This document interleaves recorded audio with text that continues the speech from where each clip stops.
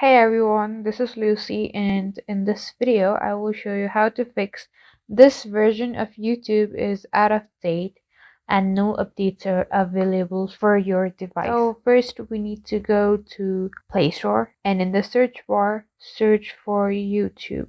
Now here click on YouTube and check for its updates. Now if there are any updates, it will show you just right here. Instead of open, my YouTube is up to date, so it's showing me the open button. Now after you finish updating, you need to go to settings.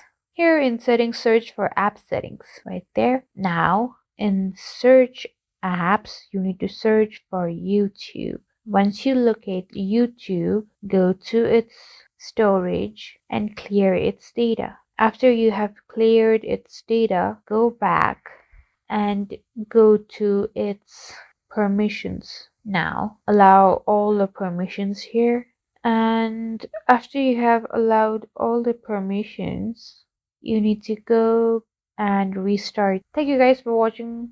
For more videos, don't forget to like and subscribe, and I'll meet you guys in the next video.